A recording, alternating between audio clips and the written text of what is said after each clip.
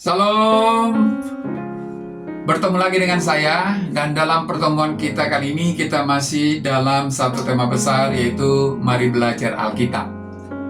Dalam pertemuan kita kali ini kita sudah sampai di Matius pasal 2 ayat yang ke-16 sampai 18 di bawah judul Tangisan di Bethlehem. Matius 2 ayat yang ke-16 sampai 18 merupakan salah satu perikop yang menggambarkan konsekuensi tragis dari kedatangan Yesus Kristus ke dunia. Bagian ini menunjukkan bagaimana kuasa dunia yang jahat menolak kehadiran Raja yang sejati. Perikop ini merupakan kelanjutan dari kisah orang-orang Majus yang datang dari timur untuk menyembah Yesus, seperti yang terdapat dalam Matius 2 ayat 1 sampai 12. Orang-orang Majus tersebut sebelumnya menemui Raja Herodes di Yerusalem untuk mencari raja yang baru lahir itu. Herodes merasa terancam, menipu mereka dengan berpura-pura ingin menyembah Yesus, tetapi sebenarnya ia berencana untuk membunuh dia. Namun, Tuhan memperingatkan orang-orang Majus melalui mimpi agar tidak kembali kepada Herodes, dan mereka pun pulang melalui jalan lain. Hal itu terlihat dari Matius pasal 2 ayat yang ke-12. Setelah itu, Tuhan juga memperingatkan Yusuf melalui mimpi untuk membawa Maria dan bayi Yesus ke Mesir demi menghindari ancaman Herodes. Hal itu terlihat dari Matius pasal 2 ayat 13 sampai 15. Ketika Herodes menyadari bahwa orang-orang Majus tidak kembali kepadanya, ia menjadi sangat marah dan mengambil langkah kejam untuk memastikan bahwa Yesus terbunuh. Ia memerintahkan pembunuhan semua anak laki-laki di Bethlehem yang berusia 2 tahun ke bawah. Ada beberapa hal yang kita mau soroti dalam perikop di atas. Pertama, Herodes yang kejam dan paranoid.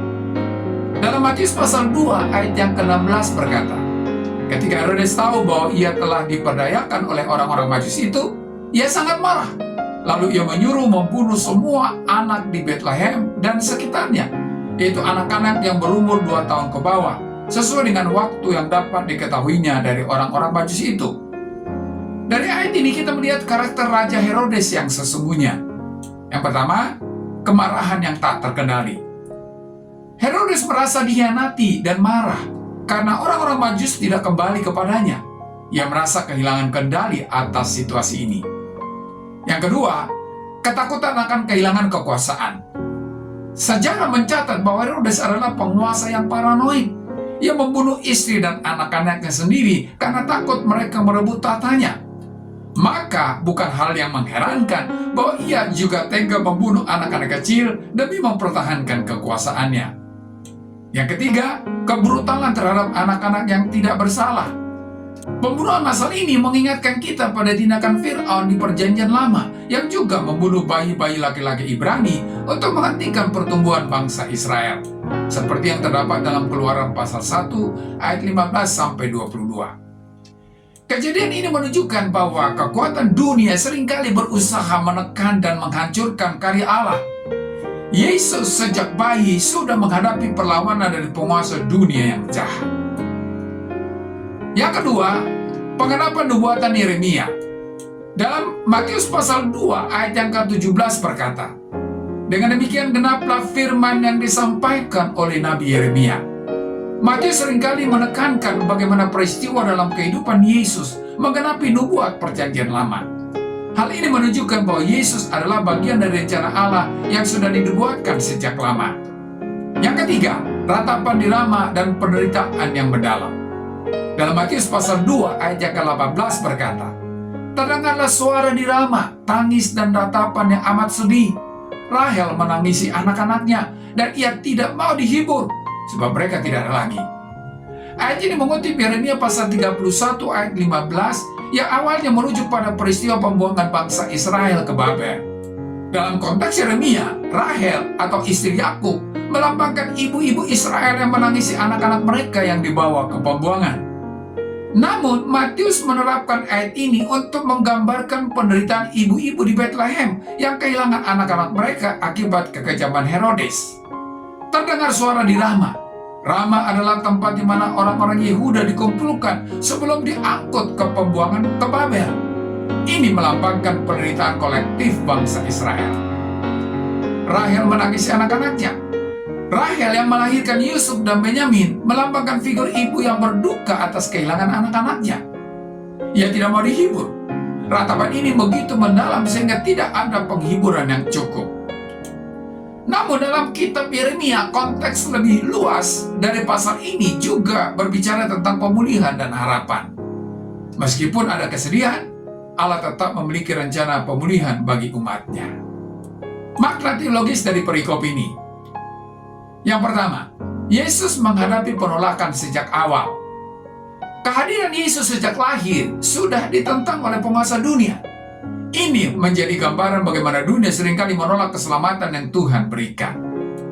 Yang kedua, dunia yang penuh kejahatan membutuhkan juru selamat. Kejahatan Herodes menunjukkan betapa rusaknya dunia ini.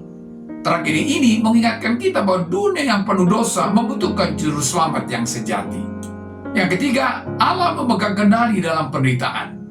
Meskipun ada tragedi, Allah tetap memegang kendali.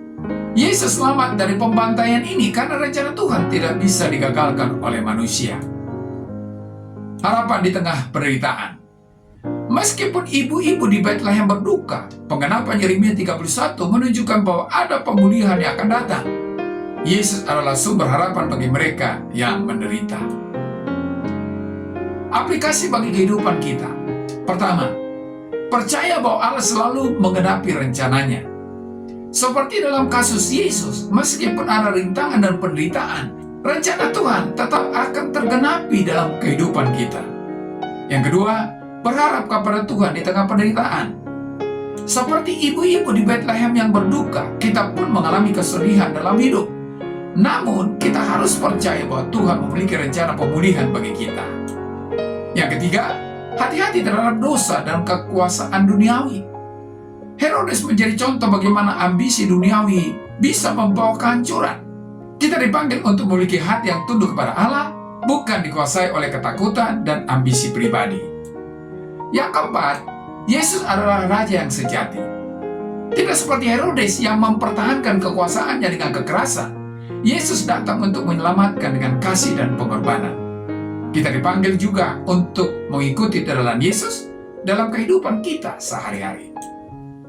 Sebagai kesimpulan, Matius pasal 2 ayat yang ke-16-18 adalah bagian yang penuh tragedi, tetapi juga penuh makna teologis.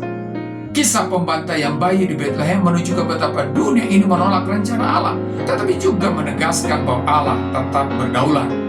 Di tengah penderitaan, ada pengharapan yang lebih besar, yaitu Yesus Kristus yang datang untuk membawa keselamatan bagi umatnya. Oleh karena itu, kita harus belajar percaya pada rencana Tuhan, bahkan ketika kita menghadapi kesulitan dan penderitaan. Sampai di sini pertemuan kita kali ini, dan kita akan lanjutkan di lain kesempatan. Terima kasih, dan shalom.